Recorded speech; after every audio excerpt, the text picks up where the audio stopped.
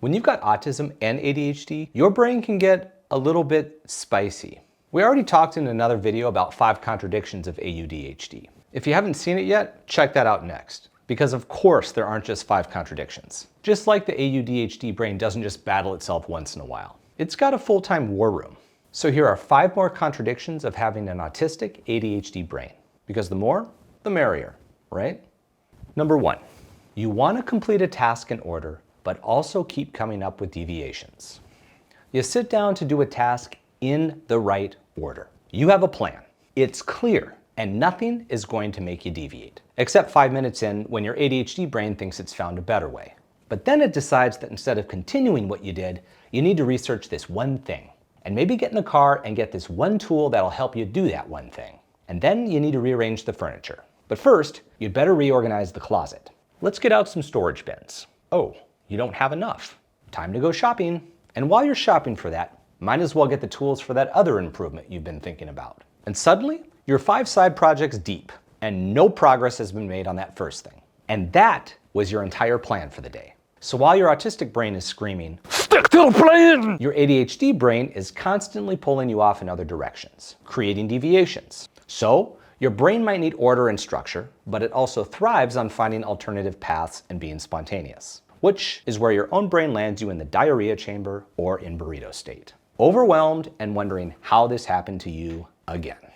Number 2, you want to do something exciting, but then immediately regret it.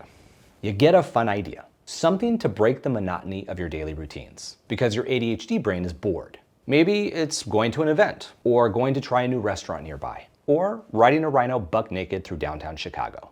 I'm pretty sure that's not legal. The idea sounds fun until it's actually happening. Then your autistic brain is jarred and doing a little screaming of its own. Why would you want to hit up a downtown of one of the busiest cities in North America? Or try a new restaurant when you have perfectly good places where you have your normal order planned? Plus 2 backup orders just in case. Plus, you didn't even want to leave the house. You put on jeans and now they feel heavy and itchy. And the countdown starts until you're overstimulated, exhausted, and just want to be home under a blanket. You're itching towards the exit or planning your escape, unable to enjoy the moment because you're only thinking about escape.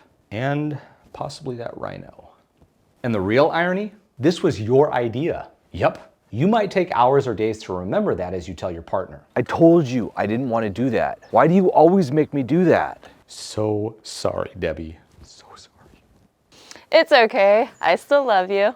But that's my overwhelmed speaking usually. Once I really mull it over, it's that I have 2 sides. ADHD says, "I'm going on an adventure!" Autism says, "I'll be all right. Just let me sit quietly for a moment." And in the end, I'm just trying to manage them both. And we shared an ADHD contradiction tracker last time. In case you want to continue, grab the one that matches this list in the description below.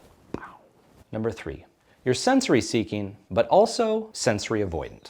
You need a certain amount of stimulation, movement, fidgeting, textures, sounds. Your favorite songs on repeat, over and over, just looping. 80s power ballads, anyone? But you also often feel like everything is too much. The lights are too bright. The noise is unbearable. Your clothes feel wrong. The smells in the room make you want to barf. You love time under your weighted blanket, but feel restricted by tight clothes and avoid hugs. You might love being in the water when you're swimming, but struggle with water on your face in the shower.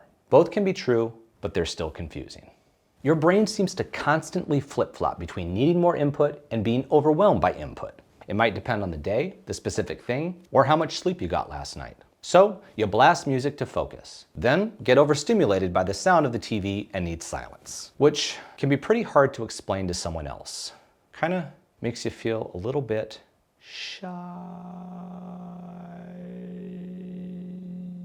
Number 4, you love surprising others, but hate being surprised. This one has massively confused Debbie at times. I love to plan surprises for her. So much fun. Planning it all really stealthily, knowing it's coming and that she has no idea. Then watching her reaction and that feeling of accomplishment when I know I pulled it off. It's the best. But being on the receiving end? Absolutely not. The stress of something being sprung on me.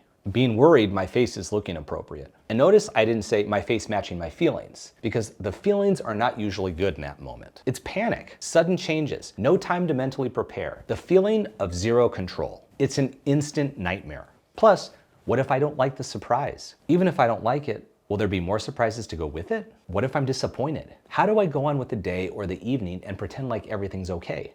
So this has to be confusing to other people, but I'd 100% prefer to have a present under the tree that I picked out, possibly even wrap myself, and will be something I'm really pleased with. Weird?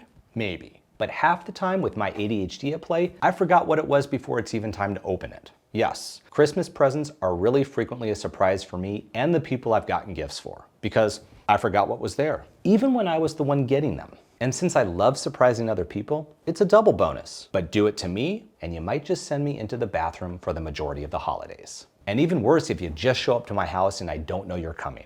Even if I love you, that surprise feels like an ambush in my safe spot.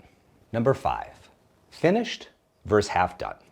Autism wants to see things through, whether it's a task, a thought, or a conversation. If someone starts telling a story, the autistic brain needs it to reach a conclusion. But ADHD?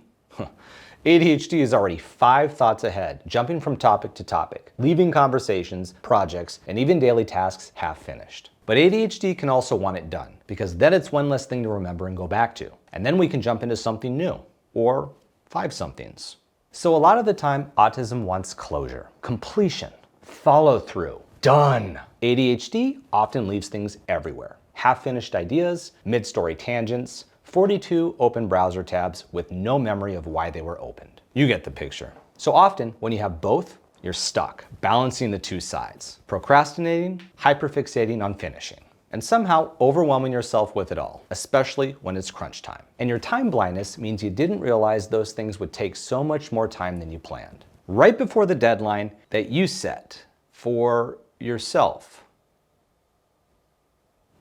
So does life with both autism and ADHD feel like being pulled in a million directions for you? Or if you have either ADHD or autism, which ones are different for you? Drop your thoughts in the comments below, and for some ideas on ways to embrace your neurodivergent brain, watch this video next.